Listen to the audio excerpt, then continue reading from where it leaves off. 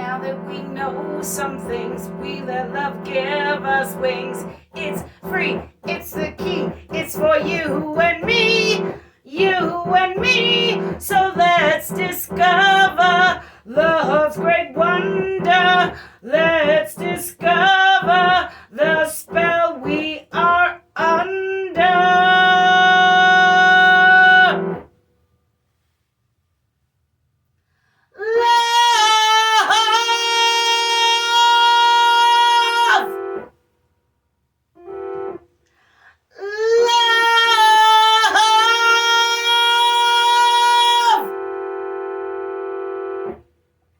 With Mililli. Love. Hello. I'm Merlin. Mililli. Welcome to the Love Show, where we grapple with the question, what is love?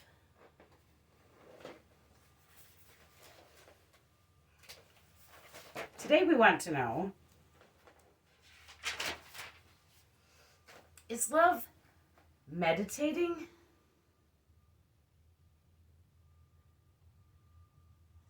Somebody reversing to Canada in the background.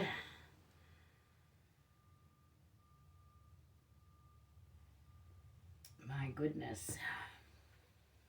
Anyway, hard to meditate with all those distractions, isn't it? Luckily, I have some solutions. There are a lot of meditations out there. There are a lot of love meditations out there. I did a guided meditation when we first started this show about 5 or so years ago. It was definitely a love meditation. It's called In the Womb. I created this meditation for myself to heal from some neglect in my childhood, and for my daughter, who was a preemie, who didn't get enough time in the womb. My daughter, by the way, I've mentioned her a bunch of times, and I'm not sure I've mentioned that she's okay. Just in case anybody's worried or nervous. She's fine. She's taller than me now, and healthy, and totally normal. Whatever normal is. But, you know, she grew. She's no longer the tiny little baby that she was. But she was 1 pound, 7 ounces when she was born. You could hold her in your hand. So it made people nervous. It made me a little nervous. She was really tiny. But she's really big now, and she's all good. She's in high school and Hell on Wheels, and she's fine.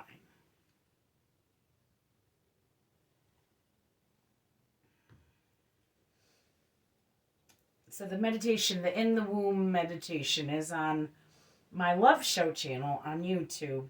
It's between seasons 1 and 2. There. Maybe I'll share it on my Facebook or Twitter feed or something. So the idea was to give a person that building block of love that they had not gotten with this In the Womb meditation. To fill those voids that people have. It really helped me. And so I thought I'd share it with people so that I could help them in turn. And, you know, one of those people was my daughter. I was concerned that she didn't get enough of my love in the womb because she was born so early. So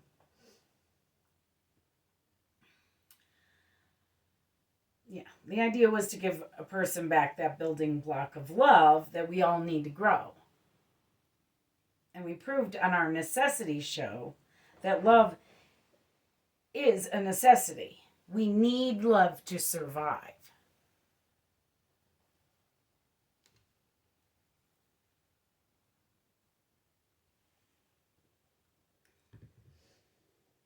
According to this episode of The Love Show, the necessity episode, when infants and children are starved of love and attention, their bodies do not grow as they should. In fact, for every 3 months in an institution, a child loses an average of 1 month of growth. Children losing growth. Like love is the vital nutrient required to build parts of the nervous system.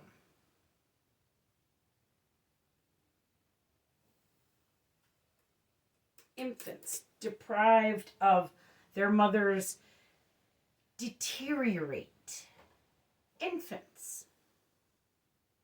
In 1952, there was a study that found that, I quote in the necessity episode, a study by Renee A. Spitz. It studied emotional deprivation in infants. And the study found that when infants are deprived of their mothers, they deteriorate. Deteriorating infants.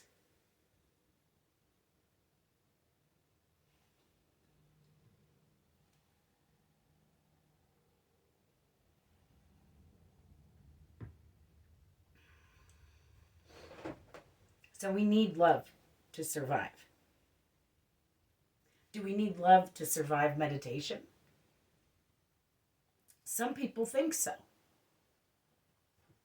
Did you know that meditation was once labeled magic? I think it is still magic.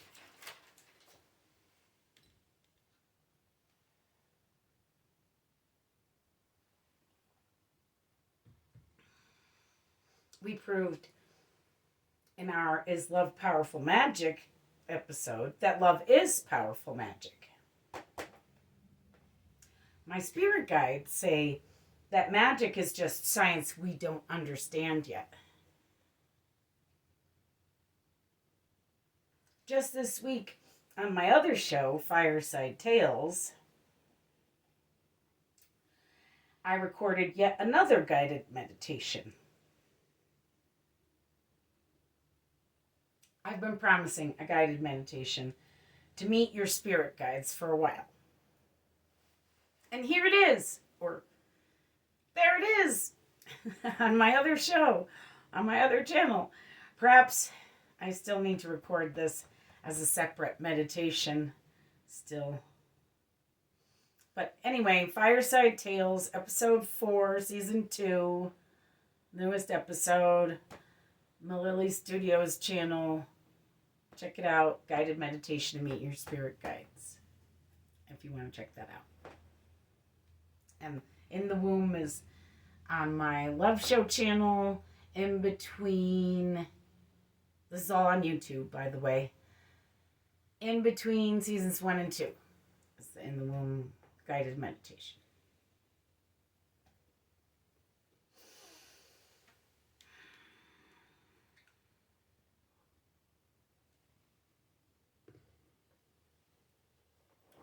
How important are spirit guides? They are extremely important in certain meditations.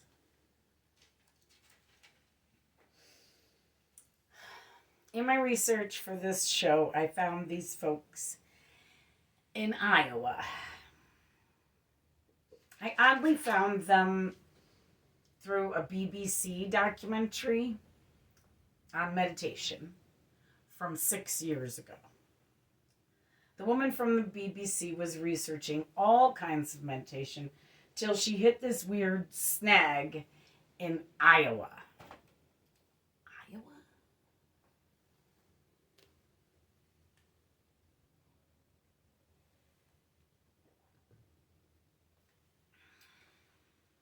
They built all these Vedic homes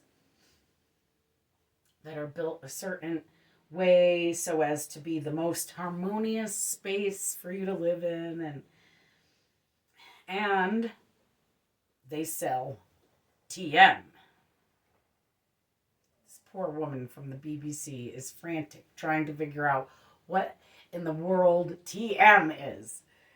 TM, TM, TM. She's asking everyone, and of course, the Iowans can tell her the secret of TM for just $2,500. I was flabbergasted. These folks also apparently received millions of dollars in federal funds to do research. I have questions.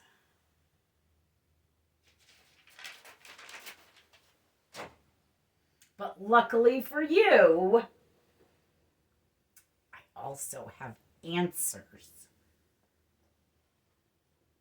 TM stands for trademark?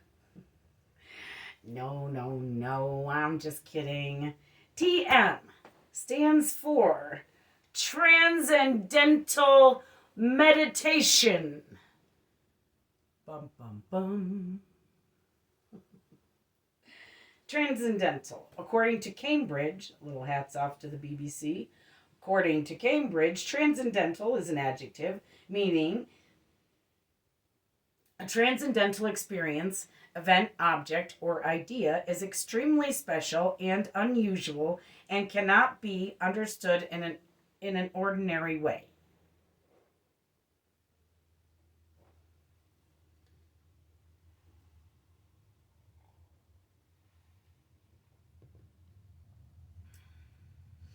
So, before I even talk about meditation on Fireside Tales, I discuss smudging. I did not bring my smudge stick up, so I'm having a little trouble today. I'm having one of those weeks. It's just been a horrible week. I'm ready to call it over. So, I did not bring my smudge stick, but I have a stick of sage. It's bound sage pieces. And you burn that. And you cleanse your aura with the smoke from the sage, the burning sage. It's wonderful. It really does cleanse your aura. It's nice. It gets people's funky funk off of you. And it's good. I also discuss grounding. Grounding is when I ground and smudge before any sort of meditative or astral or divination experience. I try to get the most positive experience from any of those experiences, and therefore one should smudge because that cleans the air around your aura of all the negativity. And then if you clean your inside with grounding by using your breath to cleanse your inside and your outside, you blow out all the negative.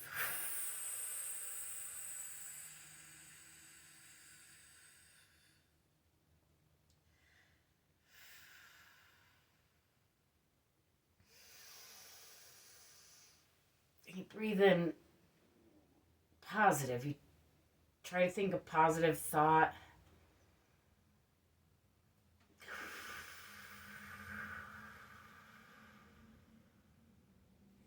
And you turn all the negative into positive until you breathe out positive.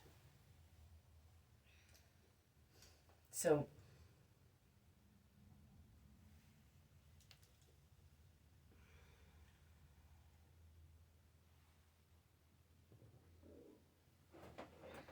all of these small steps and pieces help one reach transcendental meditation safely.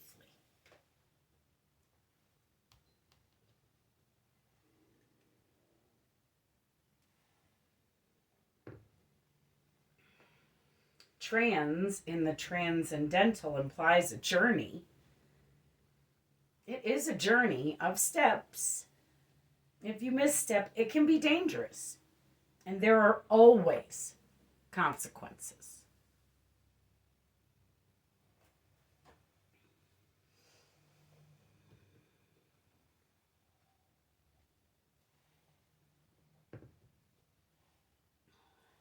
So I asked earlier, do we need love to survive meditation? The answer is yes. All of these steps are love, no? Steps for safe meditating? Just reaching the place in your self-love where you find meditating not just helpful, but necessary. That's love. There's all these people on this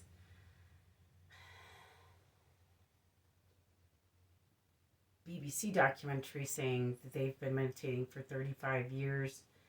And I've been meditating for over 35 years. And I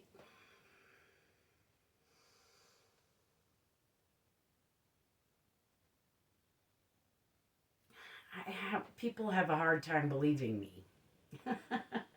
I talk so frequently about my past lives and how I believe in reincarnation that they think that maybe I meditated for 35 years in a past life. But I started in this life meditating when I was a teenager.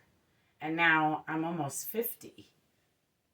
It's been a hot minute. I've been meditating. And just because other people weren't paying attention doesn't mean I wasn't meditating. Or just because other people accused me of sleeping doesn't mean I wasn't meditating. So I just want to get that out of the way. Because people are weird about what they believe and who they believe. They believe people who lie like rugs, and then people who are telling them the truth, they could knock them over the head with a brick marked truth, and they still just don't hear it. But that's neither here nor there. We meditate because other people frustrate us.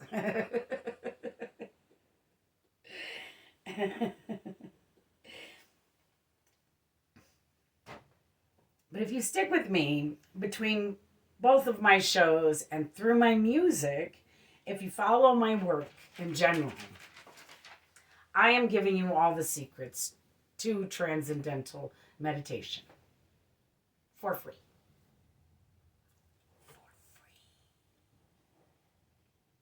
And ad-free too. I don't think it's right to ask $2,500 for something that's going to help someone's spirit.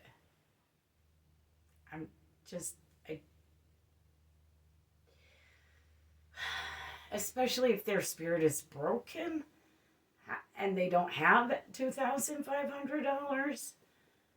How do you do that that's wrong. It's wrong.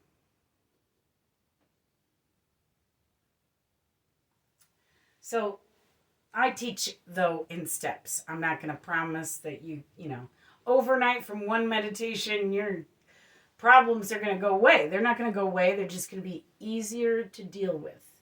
And probably not from one meditation. So, I am just into truth. I don't like lying to people and telling them that something's going to happen that isn't going to happen, or promising them something that isn't true. I don't do that. It's not my area. So you learn to smudge and ground, and then you meet your spirit guides, and then if you and your guides are ready with them, you can transcend. I go different places with them. I go to the Akashic Records, which is a meditative library where every soul has a book. I go to my book with my spirit guides, and I move through my past to figure out my future, basically. Sometimes I wander around astrally. I like to go to Egypt and cool spiritual apexes like that. Stonehenge. Those are cool places to visit spiritually.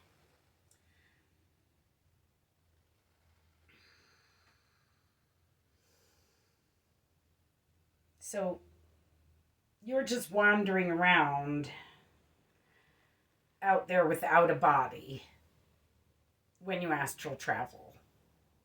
And one should never wander alone. Always take your guides.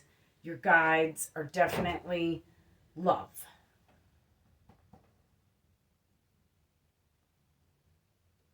I would not be here without my guides. They are that important. Love is that important. Meditation is that important too, because I would not be here without meditation as well.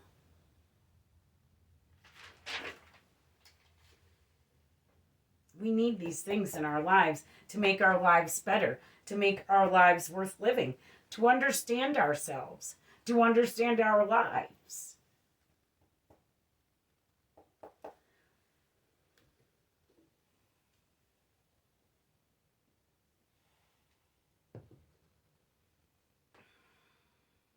We proved in our Is Love Understanding episode that love is indeed understanding. Understanding transcendental meditation. It all seems like love to me. Yes, friends, I think love is meditating. Transcendental or otherwise. When I was first meditating, I needed a meditation to meditate. I know it sounds silly, but for those of you who have trouble clearing your mind, you understand. I used to do this little cleaning meditation where I'd picture a little broom just sweeping away everything in my head. I found it to mostly be dusty cobwebs anyway. Nobody needs that. Nothing I needed. Just clean everything out of there. Did you know that ancient Egyptians used to throw away the brain before embalming the body? Just tossed it right out. They didn't think it was all that important. I don't really either, because I don't think we meditate with our brains at all. We meditate with our spirits, because we proved here on the Love Show, love is a spiritual thing. But we also meditate with our hearts, because love is meditating. I love you. Love is definitely meditating. Thanks for watching. Get in there and love. Because friends, love is meditating. Have a great week.